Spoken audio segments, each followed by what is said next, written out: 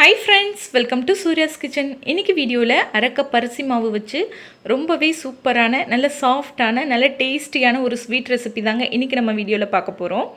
3 பொருள் இருந்தால் போதுங்க, இந்த சூப்பரான ஸ்வீட்டை வந்து நம்ம ஈஸியாக செஞ்சிடலாம். கண்டிப்பாக ட்ரை பண்ணி பாருங்கள், ரொம்பவே டேஸ்ட்டாக இருக்கும். இந்த ஸ்வீட் பண்ணுறதுக்கு அரைக்கப் அளவுக்கு அரிசி மாவு எடுத்திருக்கீங்க. இது வந்து கரெக்டாக 100 கிராம் இருக்கும். இதை வந்து ஒரு வெறும் பேனில் போட்டு நல்லா வறுத்து எடுத்துக்கலாம். அடுப்பை குறைவான தீயில வச்சுட்டு ஒரு 10 நிமிஷத்துக்காவது நீங்கள் வறுத்து விட்டுக்கணுங்க. அரிசி மாவு வறுக்க நல்ல வாசனை வரும், அது வரைக்கும் நம்ம வறுத்து எடுத்துக்கணும்.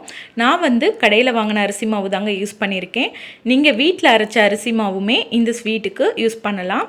இது கூட நான் வந்து 1 ஸ்பூன் அளவுக்கு நெய் சேர்த்துட்டு அதையும் நல்லா வறுத்து விட்டுக்கலாங்க. அரிசி மாவு வறுக்கிறது தான் ரொம்பவே முக்கியம். மிதமான தீயில அடுப்பை வச்சுட்டு பொறுமையாக ஒரு 10 நிமிஷத்துக்கு நீங்கள் அரிசி மாவை வறுத்து எடுத்திங்கன்னா ஸ்வீட் ரொம்பவே டேஸ்ட்டாக இருக்கும். சப்போஸ் உங்ககிட்ட அரிசி மாவு இல்லைன்னா பரவாயில்லைங்க, வீட்டில் நார்மலாக இருக்க பச்சரிசி எடுத்துகிட்டு அது நல்லா ஒரு தடவை கழுவிட்டு வெறும் வானிலையில் போட்டு நல்லா வறுத்து எடுத்துக்கோங்க. வறுத்ததுக்கப்புறமா அந்த அரிசி நல்லா ஆறுனதுக்கப்புறமா மிக்சி ஜாரில் போட்டு அரைச்சி எடுத்து அந்த மாவும் நீங்கள் யூஸ் பண்ணலாம். இப்போது அரிசி மாவு நல்லா வறுபட்டுருச்சுங்க. இப்போது அடுப்பை ஆஃப் பண்ணிவிட்டு இதை ஒரு பிளேட்டுக்கு மாற்றிக்கலாம். அடுத்ததாக அதே பேனில் 1 கப் அளவுக்கு காய்ச்சி ஆற வச்ச பால் வந்து சேர்த்துக்கலாம். நம்ம அரிசி மாவு அளந்த அதே கப்பாலேயே 1 கப் அளவுக்கு பால் சேர்த்துருக்கேங்க. பால் நல்லா கொதித்ததும் அதில் அரை கப் அளவுக்கு சர்க்கரை சேர்த்துக்கலாம். நீங்கள் காய்ச்சாத பால் எடுத்தீங்க அப்படின்னா ஒரு முறை பால் நல்லா கொதித்ததுக்கப்புறமா சர்க்கரையை சேர்த்துக்கோங்க. இப்போ சர்க்கரை நல்லா நம்மளுக்கு கரைஞ்சி வரணுங்க. இந்த ஸ்வீட்டுக்கு பால் வந்து நல்ல கெட்டியான பாலாக எடுத்தீங்க அப்படின்னா ஸ்வீட் ரொம்பவே டேஸ்ட்டாக இருக்குங்க. ஃபுல் க்ரீம் மில்காக பார்த்து எடுத்துக்கோங்க, அப்போ தான் நம்மளுக்கு ஸ்வீட் வந்து நல்ல டேஸ்ட்டாக இருக்கும். மேலே படிகிற ஆடையை வந்து உள்ளே எடுத்து விட்டு நல்லா கலந்து கொடுத்துக்கோங்க. இப்போ இதில் 1/4 டீஸ்பூன் அளவுக்கு மஞ்சத்தூள் சேர்த்துக்கலாம்.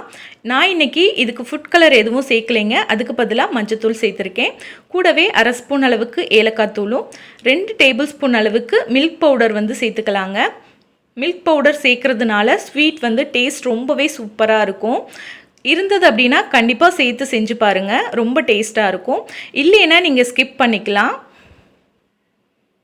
இப்போது மில்க் பவுடரை நல்லா வந்து பாலோடு சேர்த்து மிக்ஸ் பண்ணிக்கலாங்க. கட்டிப்படாமல் நல்லா கலந்து கொடுத்துக்கோங்க. நம்ம மஞ்சத்தூள் சேர்த்துருக்கோங்க, அதோடைய வாசனை உங்களுக்கு கொஞ்சம் கூட ஸ்வீட்டில் இருக்காது. அது நல்லா கொதிக்கும் போதே அதோடைய பச்சை வாசனை எல்லாம் போயிடும். நம்ம மஞ்சத்தூள் சேர்த்துருக்கோம் அப்படிங்கிறதே ஸ்வீட் சாப்பிடும்போது தெரியாதுங்க. இப்போ நல்லா கலந்து கொடுத்தாச்சுங்க. இப்போ இது கூட நம்ம வறுத்து வச்சுருந்த அரிசி மாவை சேர்த்துக்கலாம். அரிசி மாவு நீங்கள் சேர்க்கும்போது அடுப்பை குறைவான தீயில வச்சுட்டு கொஞ்சம் கொஞ்சமாக சேர்த்து கலந்து கொடுத்துக்கிட்டே சேருங்க. இந்த மாதிரி கொஞ்சம் கொஞ்சமாக கலந்து கொடுத்துக்கிட்டே சேருங்க. அரிசி மாவு கட்டிப்படாமல் நல்லா கலந்து கொடுத்துக்கோங்க. சப்போஸ் உங்களுக்கு கட்டி ஆயிருச்சுன்னா கரண்டியை வச்சு இந்த மாதிரி உடச்சி விட்டு நல்லா கலந்து கொடுத்துக்கோங்க. கட்டி ஆயிருமே நீங்கள் பயப்பட வேணாம். உங்களுக்கு கலந்து கொடுக்கவே நல்லா வந்து கட்டியெல்லாம் போயிட்டு நல்லா வந்து மிக்ஸ் ஆகி வரும். இந்த மாதிரி கைவிடாமல் கலந்து கொடுத்துக்கிட்டே இருங்க. இப்போ நல்லா நான் மிக்ஸ் பண்ணி எடுத்துட்டேங்க. இதில் 1 ஸ்பூன் அளவுக்கு நெய் சேர்த்துக்கலாம். நெய் சேர்த்துட்டு மறுபடியும் நல்லா நம்ம ஒரு முறை கலந்து கொடுத்துக்கலாம். இந்த ஸ்வீட்டுக்கு மொத்தமாகவே நம்ம 2 ஸ்பூன் அளவுக்கு மட்டும்தாங்க நெய் வந்து யூஸ் பண்ணியிருக்கோம். நெய் வந்து உங்ககிட்ட இல்லை அப்படின்னா நீங்கள் ஸ்கிப் பண்ணிக்கலாம். நெய் இல்லாமையும் இந்த ஸ்வீட் வந்து செய்யலாங்க. நல்ல மாவு கெட்டியாகி கடாயில் ஒட்டாத பதம் வரணுங்க, அந்த அளவுக்கு நம்ம கலந்து எடுத்துக்கணும். உங்களுக்கு கரண்டிலையுமே ஒட்டக்கூடாது மாவு, அதுதான் உங்களுக்கு பதம். நல்லா இந்த மாதிரி நான் ஒரு ஸ்பூன் வச்சு நல்லா சாஃப்டாக கலந்து கொடுத்துக்கிறேன். கரண்டிலையும் ஒட்டாமல் கடாயிலையும் ஒட்டாமல் நல்லா கலந்து கொடுத்துக்கிட்டே இருந்தீங்கன்னா மாவு நல்லா கெட்டியாகி வரும். இப்போ பார்த்திங்கன்னா நம்மளுக்கு மாவு வந்து ரெடி ஆயிருச்சு. இப்போ அடுப்பை ஆஃப் பண்ணிக்கலாம்.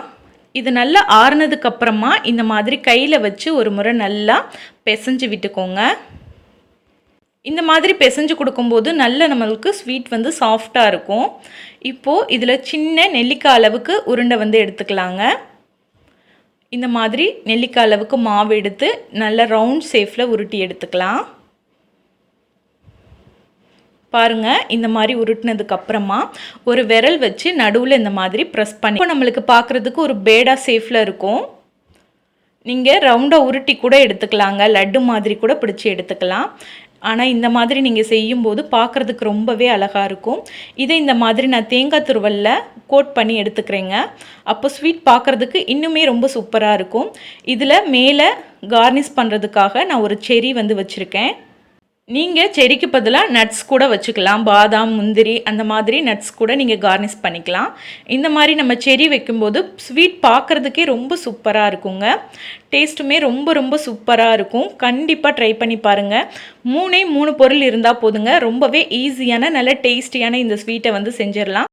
இந்த வீடியோ உங்களுக்கு பிடிச்சிருக்கும்னு நினைக்கிறேன். பிடிச்சிருந்தா வீடியோக்கு ஒரு லைக் கொடுத்து ஃப்ரெண்ட்ஸ் கூட வீடியோவை ஷேர் பண்ணிக்கோங்க. இது வரைக்கும் நீங்கள் நம்ம சேனலை சப்ஸ்கிரைப் பண்ணாமல் இருந்தீங்கன்னா மறக்காமல் சப்ஸ்கிரைப் பண்ணி பக்கத்தில் இருக்க பெல் ஐக்கானை கிளிக் பண்ணிக்கோங்க. இது மாதிரி வேறொரு சூப்பரான வீடியோவோட நான் உங்களை மீட் பண்ணுறேன். நன்றி.